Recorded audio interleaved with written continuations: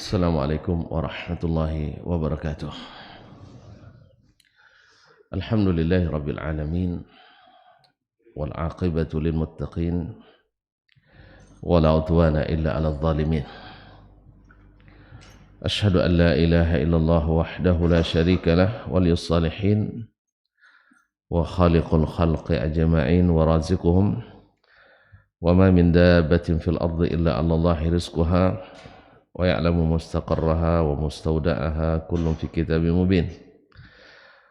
Wa asyhadu anna Muhammadan abduhu wa rasuluhu as-sadiqul amin sallallahu alaihi wa ala alihi at-tayyibin wa azwajihi at-tahirati ummahatil mu'minin wa ashabihi al-kiramil ghurril mayamin wat tabi'ina lahum bi ihsanin ila yaumin yamtazu fi ashabus shimali an ashabil yamin.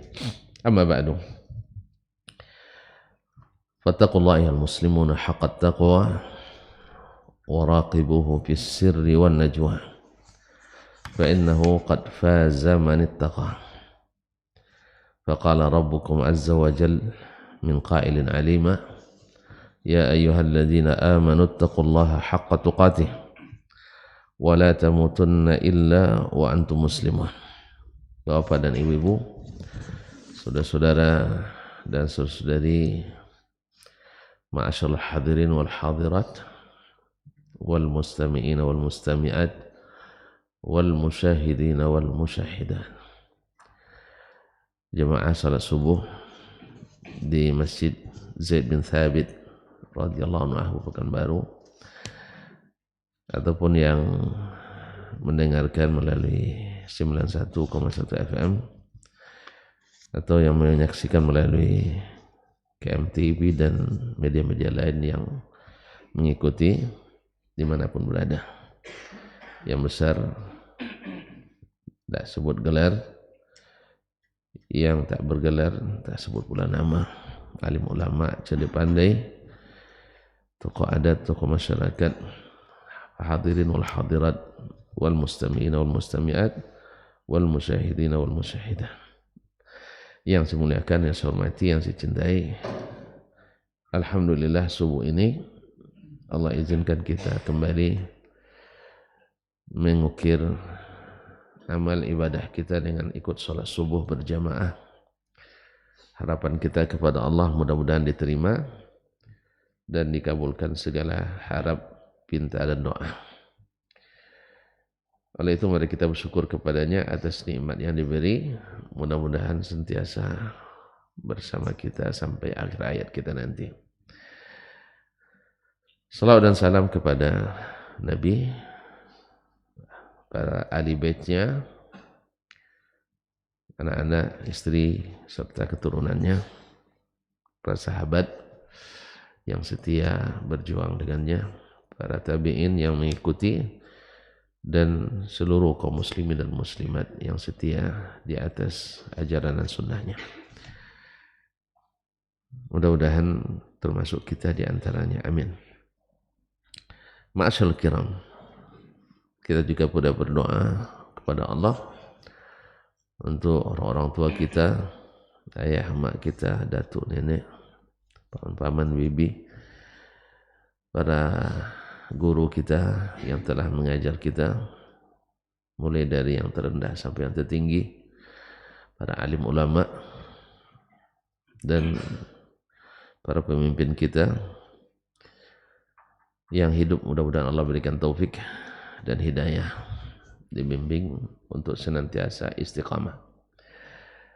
Yang sakit semoga disembuhkan, yang sehat semoga semakin sehat, dan yang sudah menunduri kita mudah-mudahan diberikan tempat yang sebaik-baiknya, diampuni dosa-dosanya dan dilapangkan kuburannya dan dilimpahkan rahmat kepadanya. Amin ya rabbal alamin. Terkhusus imam kita Syafi'i rahimahullah yang pagi ini kita sama-sama mengaji, mudah-mudahan Allah mudahkan kita memahami. Amin. Kaum muslimin, masih dalam babu ilalil ahadis, bab tentang ilal ahadis, ilal yang terdapat pada hadis yang menyebabkan para ulama dalam hal ini menyikapi hadis dari satu hadis ke hadis yang lain berbeda, seperti yang tersebut dalam pertanyaan yang sampai kepada Imam Asy-Syafi'i rahimahullah ta'ala. Lalu beliau menjawab, dan kita sampai kemarin pada alinea ke 576 ya. Untuk memahami itu kita kembali ke 574. فَأَمَّا الْمُخْتَلِفَةُ الَّتِي لَا دِلَالَةَ عَلَى أَيِّ نَاسِخٍ. Setelah Imam Asy-Syafi'i menjelaskan bahwa di antara hadis itu ada yang nasikh, ada yang mansukh, ada yang sudah dibatalkan atau ditukar hukum yang lama dengan dalil yang baru dengan sunnah juga. Dan Allah punya hikmah dalam segala hal tersebut. Allah punya hikmah dalam segala hal tersebut dan sudah diaturnya sebelum dia ciptakan langit dan bumi. Nah, ada yang tidak bisa diketahui nasikh mansukhnya. Fa ammal mukhtalifah allati la dilalata ala ayyiha nasikh wa la ayyiha mansukh. Adapun hadis-hadis yang mukhtalifah, yang dianggap saling bertentangan, biar lebih keren sedikit bilang kontradiktif. Kalau tidak ada ilmiah pula. Yang kontradiktif, yang tidak ada petunjuk yang menunjukkan, tidak ada indikator yang menunjukkan mana yang menjadi nasikh, yaitu dalil yang baru, dan mana yang mansukh, yaitu yang lebih dahulu. Tidak diketahui, baik tidak ada diketahui secara teks dari Nabi bahwa ini nasikh, ini mansukh, dan tidak pula diriwayatkan dari sahabat al-kiram radhiyallahu anhum ajma'in mana yang nasikh, mana yang mansukh, dan tidak pula kita ketahui tarikhnya, yaitu mana yang dahulu berdasarkan tanggal dan tahunnya. Kita juga tidak tahu misalnya. Maksudnya ulama, bukan kita ya, ulama. Misalnya di kalangan mereka tidak diketahui secara pasti. Tidak nasikh, tidak pula mansukh, tapi maknanya berlawanan, berbeza, bertentangan. Apa jawaban Imam Syafi'i rahimahullah? فَكُلُّ أَمْرِهِ مُتَفِقٌ صَحِيحٌ لَا اخْتِلَافَ فِيهِ. Yang bertentangan ini itu hanya secara zahir menurut kita yang kurang ilmu. Masya Allah, Imam Syafi'i ngaku juga ya. Awak tak mau ngaku. Jadi la ikhtilaf fi, mesti tidak berikhtilaf. Nah, karena Allah mengatakan walau kana min indi ghairillah lawajadu fi ikhtilafan katsiran. Kalau ini bukan turun dari sisi Allah, pasti banyak ikhtilafnya. Sah? Nah, ini kan kita berkeyakinan, bukan keyakinan, kan ada dasarnya dari Nabi SAW. Dia mengatakan ala inni utitul qur'ana wa mithlahu ma'ah. Ingat, saya ini diberi Al-Quran dan yang semisal Al-Quran. Tidak ada yang semisalnya kecuali sunnah. Berarti sunnah pun datangnya dari Allah Tabaraka wa Ta'ala. Bezanya dengan Al-Quranul Karim, Al-Quranul Karim lafaz makna langsung dari Allah semua, sedangkan hadis lafaznya dari Nabi SAW. Oleh sebab itu hadis bisa dipalsukan orang. Pasalnya yang mengucapkannya makhluk, maka makhluk bisa meniru amalan makhluk. Tapi Al-Quran tak bisa ditiru orang. Pasalnya yang mengucapkannya Al-Khaliq. Makanya makhluk tidak bisa meniru pekerjaan Al-Khaliq. Ini termasuk sekuat-kuat dalil yang mengatakan Al-Quran itu adalah ucapan Allah langsung. Tidak bisa ditiru orang. Semoga Allah SWT menguatkan kita dalam hal ini. Kaum muslimin. Nah, Nabi SAW hadis-hadisnya diberikan Allah kepadanya. Dia mengucapkan dengan ungkapannya sendiri, dengan lisannya yang juga merupakan afsahul Arab. Orang Arab yang paling fasih. Yang hebat. Siapa yang paling fasih? Orang Arab? Nabi SAW. Ya, seperti dalam pelajaran sebelumnya Imam kita Asy-Syafi'i ingatkan, Tidak ada satupun manusia yang menguasai bahasa Arab secara penuh kecuali Nabi SAW. Sekalipun Sibawaihi misalnya ahli nahu, sekalipun Al-Khalil ahli arud, sekalipun Hisham misalnya ahli qawaid al-lughat al-arabiyyah, mereka tidak bisa seperti Nabi SAW bahasa Arabnya. Oleh sebab itu mereka semua mengangkat tangannya. Kalau Nabi yang mengucapkan, seluruh qawaid harus tunduk kepada hadis Nabi SAW. Bukan sebaliknya. Kan sebagian orang salah qawaidnya, salah nahu sarabnya ni kan. Dikiranya nahu lebih tinggi daripada bahasa Arab. Nasallallahu alaihi wasallam. Ma'asyiral kiram dirahmati Allah. Nah, jadi mutafiqun, seluruh perintah Nabi sallallahu alaihi wasallam mesti bersesuaian semuanya dan mesti sahih semuanya. La ikhtilafa fihi. Lalu ikhtilaf dari mana datangnya? Ini dijelaskan oleh beliau. Wa Rasulullah sallallahu alaihi wasallam Arabiyyul lisani wad dahr. Nabi Rasulullah sallallahu alaihi wasallam orang asli Arabnya. Lisannya asli Arab. Ad-dar, apa dar itu? Negerinya, tanah airnya, tumpah darahnya juga asli Arab. Jadi asli Arab secara lisan, asli Arab dari sisi tempat kelahiran. Jadi tidak ada masalah lagi. Kalau kita lisan boleh Arab tapi kan tidak asli. Misal, kalau misalnya Nabi SAW ya sejak dari awal sudah, iya, saya menyusui sudah bahasa Arab. Nah, kalau kita tidak, sudah menyusui belum juga belajar bahasa Arab. Allah Ustaz.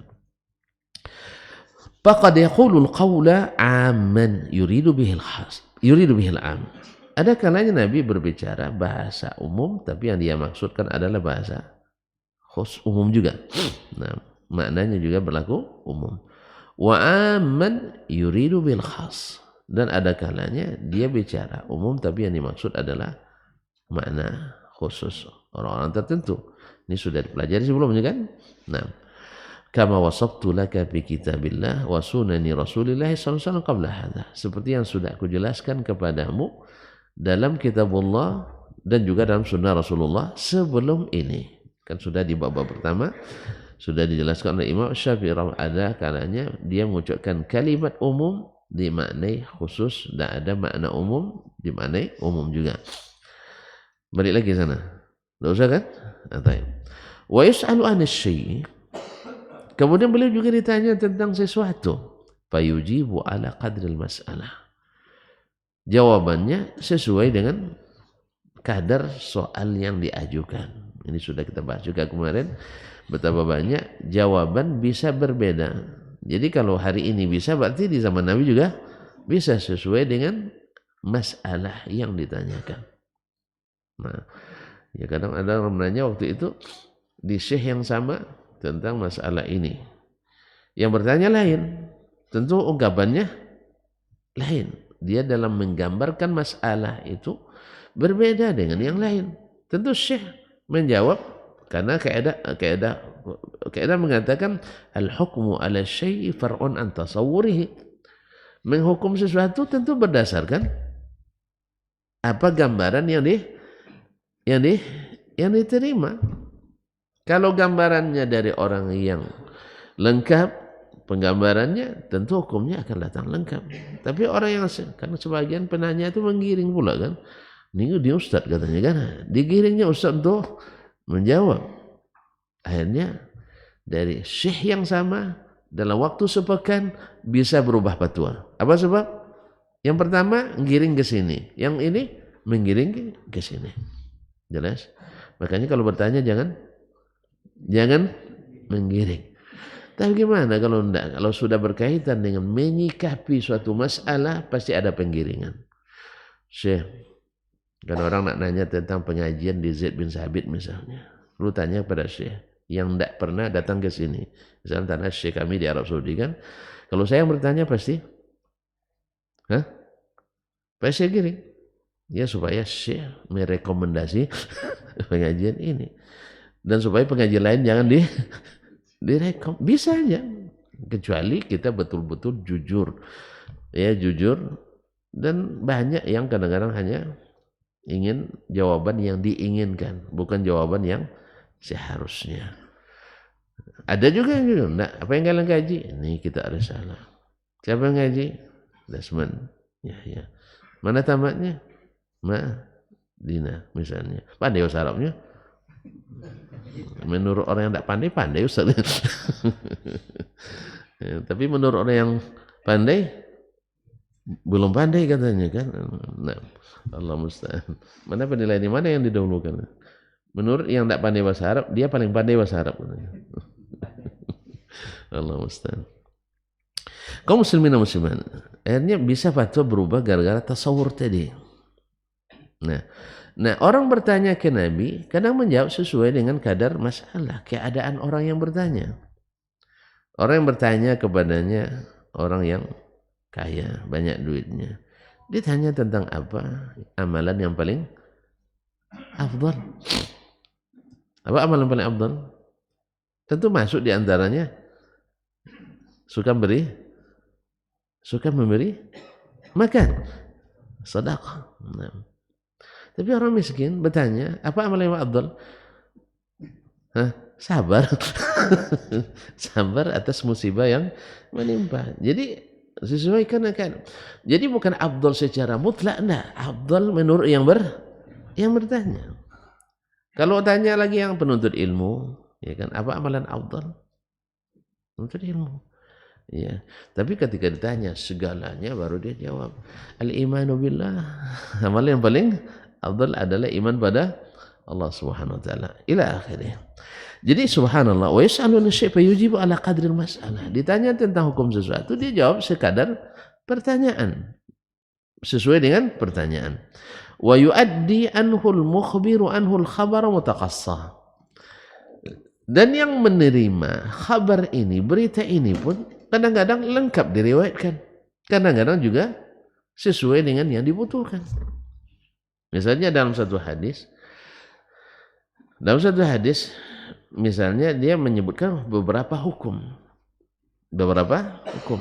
Nah, lalu yang bertanya ini menyampaikan di momen di mana yang diperlukan salah satu dari hukum yang diperlukan tadi. Oh, saya tanyakan Nabi SAW, ini termasuk amalan yang dianjurkan, pada ada amalan lain sesuai dengan keadaan tadi. Wal khabara mukhtasaran, ada pula yang sampaikan mukhtasar seperti yang dijelaskan tadi. Wal khabara fayati bi ba'dhi ma'nahu duna ba'd. Jadi sebagian berita itu datang disampaikan oleh yang menyampaikan sebagian maknanya dan tidak dimasukkan yang lain. Wa yuhaddithu anhu ar-rajulul haditha qad adraka jawabahu wa lam yudrikil mas'alah. Ada pula orang yang menyampaikan hadis itu, dia pas datang mendengar jawaban saja. Walam yudrikil mas'alah.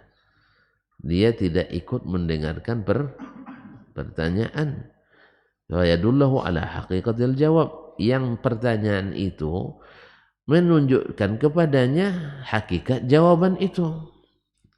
Betul kan? Jangankan terlambat datang, di majelis yang sama saja. Ada kita hanya mendengarkan jawaban. Ketika ada kawan bertanya, Ustaznya Buya kan itu ya. Lalu awak sibuk nengok misalnya, atau ada masuk telepon, ada masuk WA, atau ada urusan. Pas ustaznya menjawab, baru kita tinggalkan ini. Habis itu dijawabnya. Nah, kira-kira mana yang lebih paham tentang jawaban, yang ikut dari awal pertanyaan atau yang langsung dengar jawaban? Ya, ikut dari awal. Apa tadi soalannya? Bahkan kadang-kadang kata para ulama, fahmu soal nisful jawab. Memahami pertanyaan setengah jawaban. Makanya sebaliknya juga dibilang oleh ulama, qaulu la adri nisful ilmi. Jelas tak? Ulang kembali. Memahami jawab pertanyaan setengah jawaban. Dah setengah jawaban. Sebagaimana mengatakan tidak tahu juga setengah ilmu. Apa sebab? Sebab memahami jawab pertanyaan ini, walaupun tidak tahu jawabannya, Itu kan sudah membantu setengahnya. Tinggal lagi menjemput jawabannya. Tapi kalau seandainya tidak dipahami soalannya, tentu jawabannya tidak akan kita ketahui. Oleh itu, mendengarkan pertanyaan khususnya bagi yang mufti yang ditanya. Orang-orang yang ditanya harus betul-betul paham gitu. Dan juga kalau ketika bicara tentang surutul fatwa, bukan hanya redaksi pertanyaan, termasuk latar belakang orang yang bertanya, kondisi orang yang bertanya, keadaan orang yang bertanya. Jadi itu kaum muslimin dan muslimat yang dirahmati Allah. Jadi dia tak pas mendengar jawaban, tidak mendengarkan pertanyaan. Yang pertanyaan itu sebenarnya membantu dia mendengarkan, memahami jawaban itu. Ini bisa juga terjadi baik di zaman Nabi atau perawi setelahnya. Sebagian kan tadi kata Imam Syafi'i rahimahullah, sebagian perawi tidak menyebutkan pertanyaannya, hanya menyebutkan jawaban. Qala Nabi sallallahu alaihi wasallam kaza. Padahal di situ ada sebab urut hadis. Oleh sebab itu dalam dawabit memahami hadis itu, dawabit rambu-rambu memahami hadis, di antara yang disebutkan oleh ulama adalah sababu urudil hadis. Asal muasal datangnya hadis, apa latar belakangnya. Sebagian hadis tidak menyebutkan. Makanya di situ datang lagi kaidah atau rambu yang lain. Hadis itu baru dipahami dengan benar dan komprehensif bila dikumpulkan seluruhnya, lafaz-lafaznya dan riwayat-riwayatnya. Karena sebagian hadis menafsirkan sebagian yang lain. Ini seperti yang dicontohkan nanti kalau dalam bukunya Syekh Anis Dawabit Muhimmah fi Husni Fahmi Sunnah, dia mencontohkan tentang bersedekah. Ya. Dari hadis yang sama sumbernya Wa'il ibn Hujr. Berbeda riwayat Sufyan bin Uyainah dengan riwayat Sufyan Ats-Tsauri, kemudian Salama ibn Kuhail. Masing-masing berbedanya bukan berbeda memisahkan, tetapi melengkapi, saling melengkapi. Riwayat Sufyan bin Uyainah, dia bersedekap di atas dadanya. Jadi gimana pun caranya nak begini, kan tidak disebutkan kan? Nah, di mana disebutkan? Sufyan Ats-Tsauri bersedekap meletakkan tangan kanan di atas tangan kiri. Belum juga lengkap datang riwayat Salamah bin Kuhail. Dia menggenggam pergelangan kiri dengan tangan kanan. Nah, jadi saling melengkapi. Tapi kalau kita riwayatkan, pokoknya dah dapat hadis satu dari Wa'il bin Hujr dari Nabi SAW bahwa bersedekap di atas dana. Belum lengkap. Kapan lengkapnya? Setelah riwayatnya dikumpulkan semuanya. Jelas? Jelas? Nah, kenapa itu dah terjadi? Mungkin ketika Sufyan bin Uyainah, dia sudah lihat betul orangnya sudah begini. Cuma posisinya di mana? Perlu tentukan. Kan mungkin ada riwayat di bawah pusat. Seperti yang diriwayatkan dari Ali bin Abi Thalib. Ini juga qaulun tsalis, perkataan ketiga dari Imam Malik rahimahullah. Di bawah mana? Di bawah pusat. Mungkin dilihat orang waktu itu begini, tapi di bawah pusat. Atau di bawah dada. Maka dia bilang di atas ala sadri. Jelas? Di momen yang lain, misalnya Salamah bin Kuhail, lihat orang itu sudah di atas sini, cuman dia begini mungkin. Maka diriwayatkannya yaqbidu biyadihi al-yumna ala rusghihi yadihi al-yusra. Jelas? Kalau jelas selesai dah. Nah, ini contoh di antara orang tahu bagaimana jawabannya tapi tidak mengikuti pertanyaannya. Kadang-kadang seorang rawi meriwayatkan sempurna, ada yang tidak meriwayatkan sempurna. Nah, boleh kan? Ya boleh aja. Sama juga mufti juga tidak menyampaikan secara detail. Kadang-kadang yang pas dia lagi semangat, seluruh dalil dikeluarkannya. Tapi pas lagi tidak sempat, cukup satu dalil. Kadang tersebutkan pula yang teringat waktu itu yang paling lemah pula dalilnya. Langsung dia hebat sama Mbak Edi. Lama dalil Ustaz Dasman itu kan. Sebab dia nanya, awak nak pergi ke bandara sekarang kan? Dia nak nanya juga sekarang misalnya. Ini juga pemberitahuan. Selepas ini, mohon maaf tak ada yang berurusan dengan saya. Saya jam 7 harus sampai ke bandara sekarang. Ada tamu di Arab. Iya. Yang pemberitahuan sekali ini ya, mohon maaf sekali hari ini yang walau semasuk yang sudah berjanji ya, mohon maaf sekali karena jam 7 paling lambat saya sudah ada di bandara. Kenapa tidak batalkan dari awal Ustaz? Sebab pekan depan ada kemungkinan oleh sebab itu. Tapi jangan doakan aja tidak jadi nah. Ada kemungkinan. Iya. Dari sebulan nampaknya. Tidak jadi. Saya usahakan tidak jadilah insyaallah. Ada kemungkinan lagi keluar.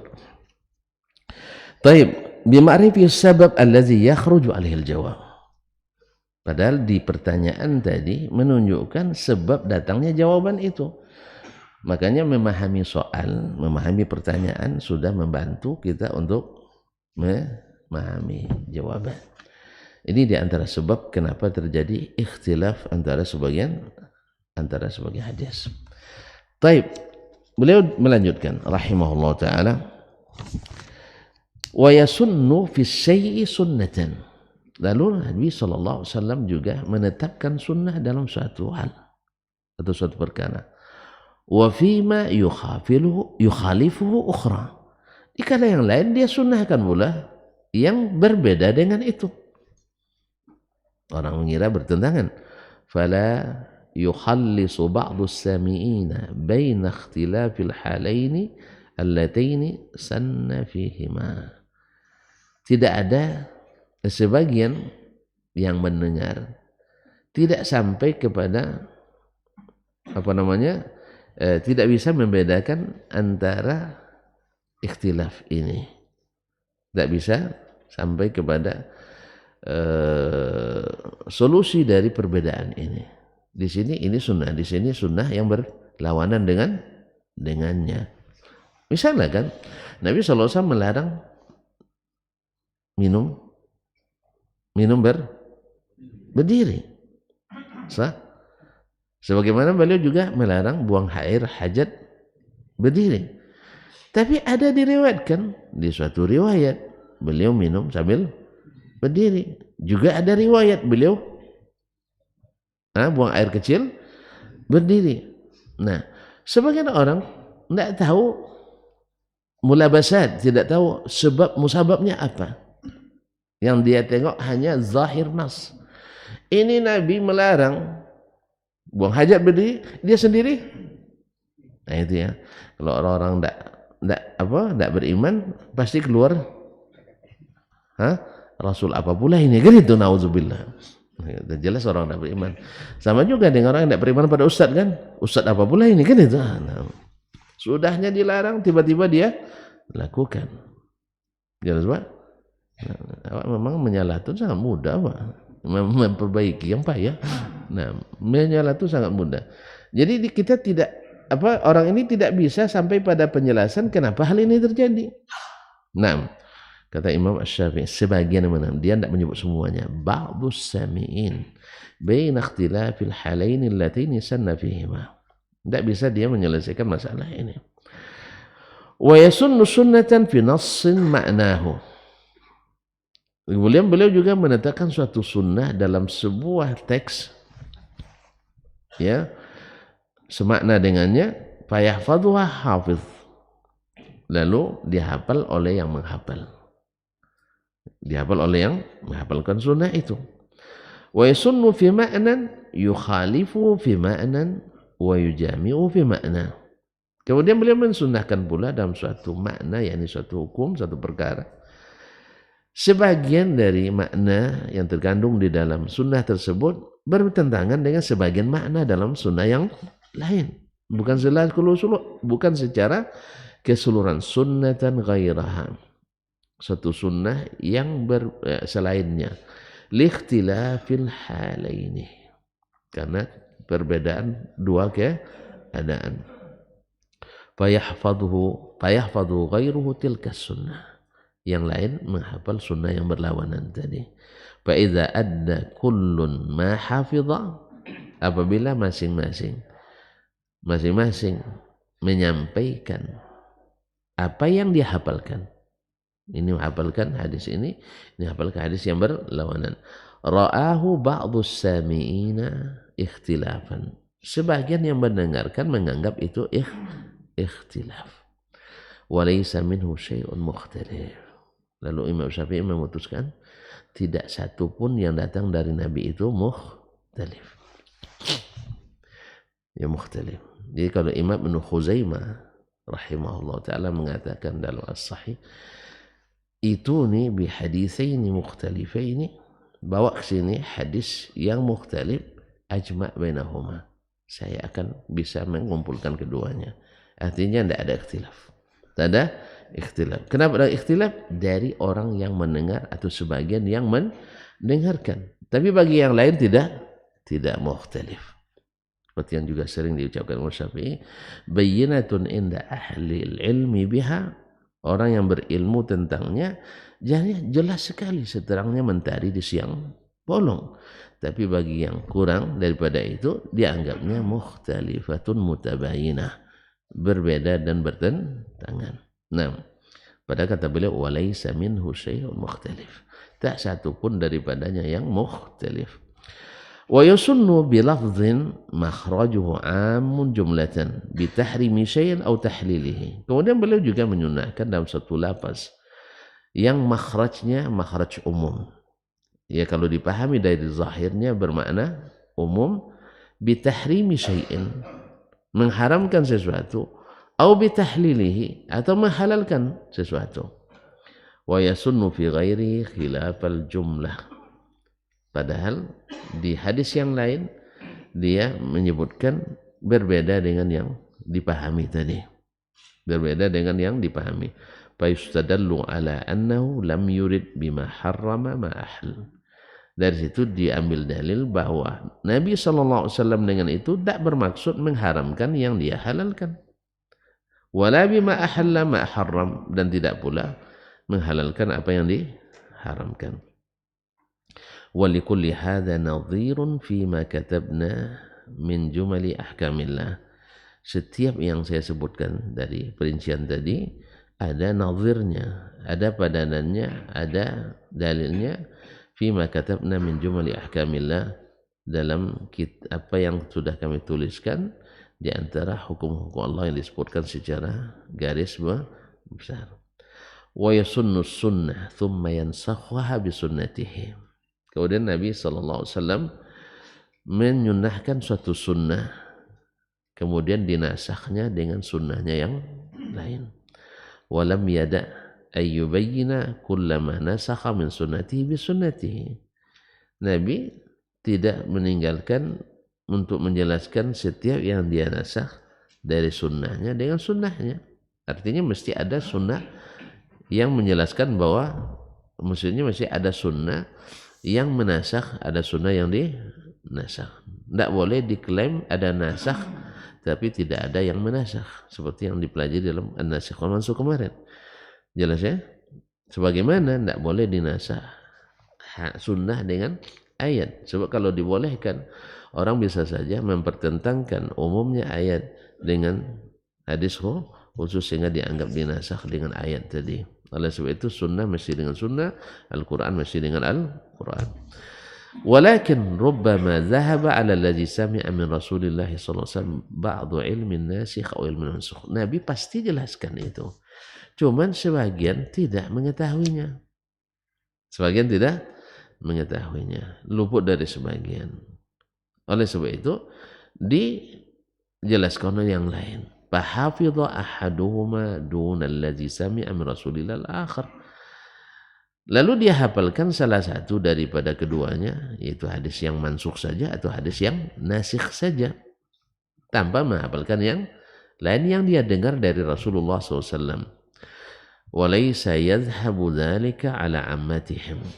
Tetapi takkan mungkin semua itu hilang dari umumnya kaum muslimin, para ulama. La yakunu fi mawjudan idza tulib, di mana tidak ditemukan kalau dicari. Ini tidak mungkin. Tapi mungkin hilang dari sebagian? Mungkin. Dihafal oleh sebagian yang lain. Ini banyak terjadi. Jadi misalnya Abu Bakar Siddiq radhiyallahu anhu, ada yang ragu dengan ilmunya? Tidak ada. Kayaknya ragu nampaknya. Abu Bakar Siddiq ya adalah a'lamul ulama setelah Nabi sallallahu alaihi wasallam. Ulama yang paling alim tentang agama ini dan paling taat. Pokoknya semuanya paling dia. Ya, sebaik-baik umat Islam adalah Abu Bakar Siddiq radhiyallahu anhu. Bahkan ulama menyebutkan dia sebaik-baik manusia setelah para nabi dan rasul semuanya. Pokoknya setelah semua nabi dan rasul, masa nama Abu Bakar masuk langsung dari seluruh umat. Allah. Ragu tuan-tuan dengan ilmunya? Enggak. Dia bersama Nabi selalu dalam keadaan sakit, senang, dalam keadaan sempit, lapang, segala keadaan. Dia sudah wakafkan hartanya, jiwanya, bahkan keluarganya untuk Allah dan Rasulnya sallallahu alaihi wasallam. Subhanallah. Tapi ternyata ada juga yang luput dari beliau. Ya? Masih ingat kisahnya? Atau belum pernah dengar? Ya, Abu Bakar lupa atau tidak tahu sama sekali. Ada sunnah dari Nabi sallallahu alaihi wasallam. Mungkin. Kalau ikut perasaan tidak mungkin. Ya nak, sebagaimana kita pada hari ini umumnya tidak mungkin Imam Syafi'i tidak paham, gitu ya. Tidak mungkin Imam Ahmad tidak ngerti. Masa antum lebih ngerti dari Imam Ahmad? Kan itu ya. Subhanallah. Kalau ikut perasaan, iya. Tidak mungkin Abu Bakar tidak tahu. Tapi kalau ikut kenyataan, ikut kenyataan, memang nyata bahwa ada sebagian yang tidak diketahui oleh orang-orang seperti Abu Bakar, Umar, Ali radhiyallahu taala anhum ajma'in. Jelas? Jadi kalau ikut perasaan, tidak mungkin. Pokoknya asal berkata Abu Bakar pasti benar semua. Sah? Apa sebab? Gurunya Rasulullah sallallahu alaihi wasallam. Asal berkata Imam Syafi'i pasti ngerti. Pasalnya dia imam, mujtahid mutlak. Sah? Masa antum salahkan?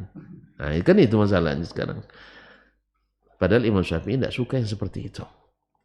Imam Ahmad tidak membolehkan itu. Abu Hanifah melarang keras itu. Imam Malik mewanti-wanti. Jangan sampai ada seperti itu. Tapi awak yang belakangan, Masya Allah. Dilarang oleh imam. Awak dibuat juga. Memang itulah. Lain yang disuruh, lain yang dikerjakan. Itu masalahnya. Lain yang dilarang, lain pula yang ditinggalkan. Jadi asal sekali Syafi'i tetap Syafi'i. Sekali Maliki tetap Maliki.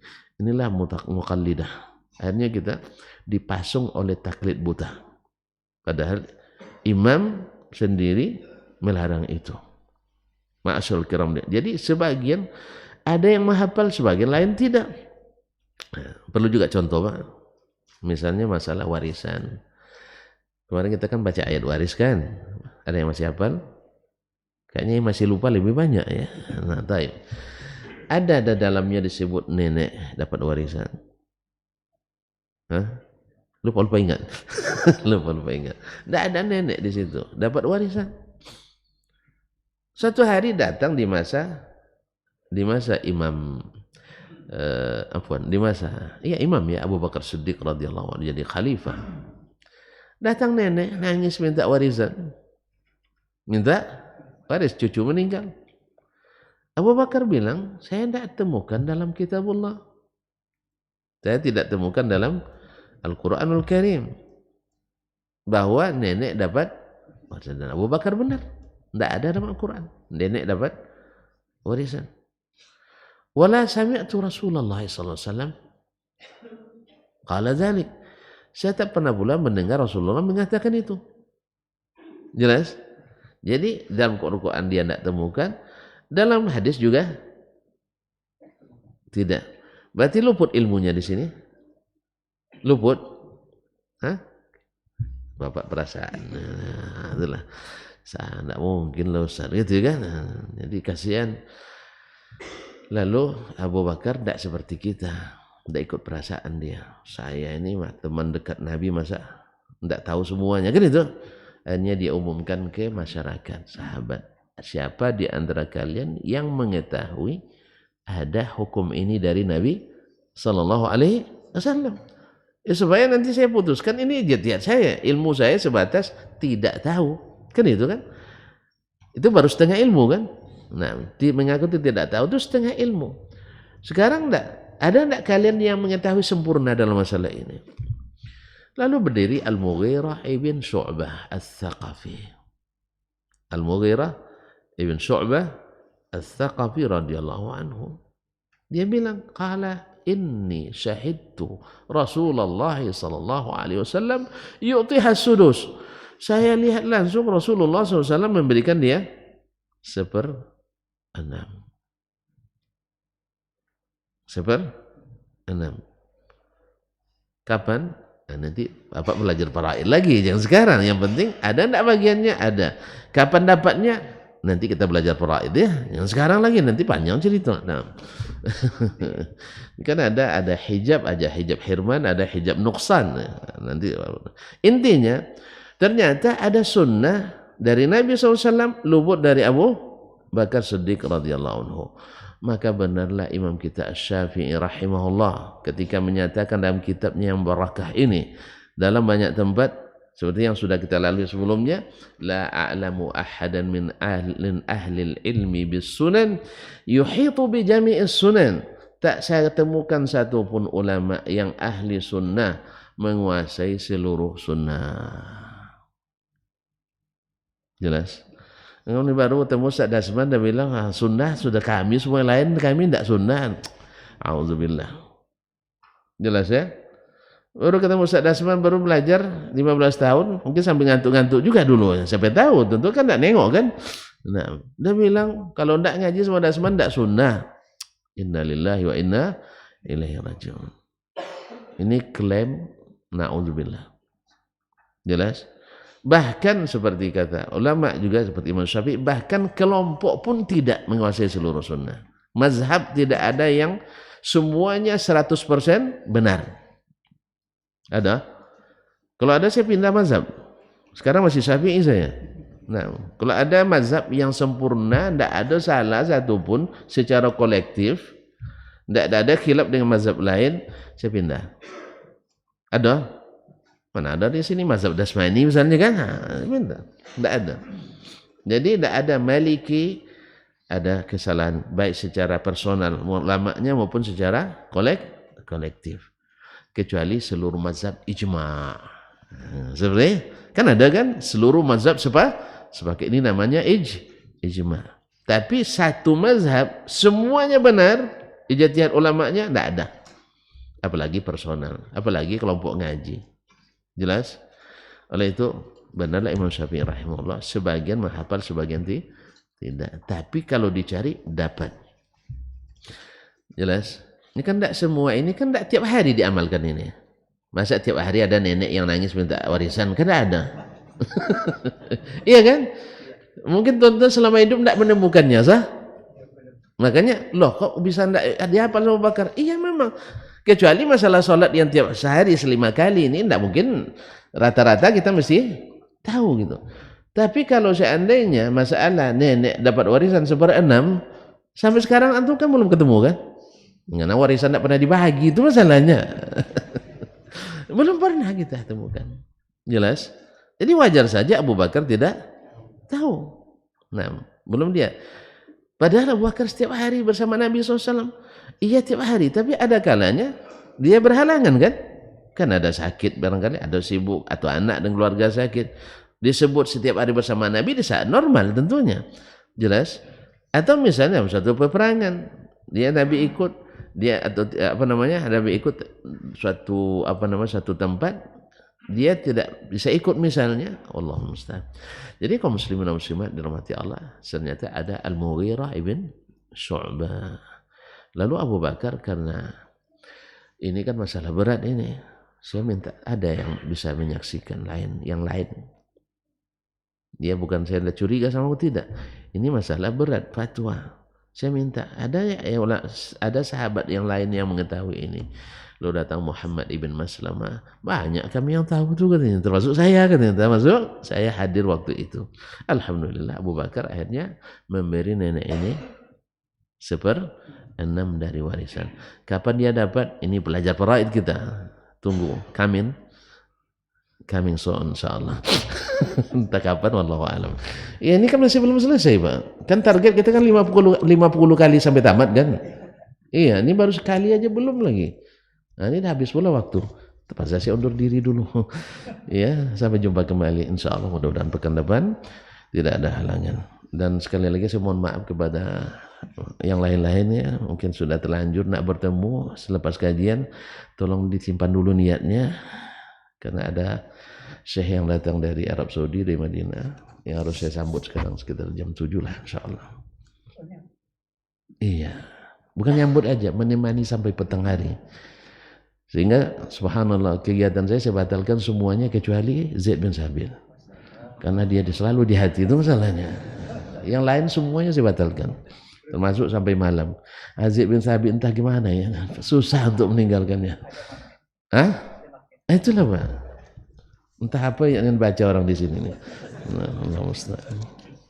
Padahal niat hati tadi itu ya langsung aja kan. Soalnya banyak risikonya nanti nih kalau ngaji sarapan mungkin tidak sempat nanti kan. Kecuali saya mau diajak sarapan. Saya kira mau, dia mana lontong mau dia. Ayah, awak kalau tidak dapat nasi kan tidak sarapan namanya. Habis roti satu bag itu, satu paket, udah makan belum juga. Padahal sudah 10 potong roti.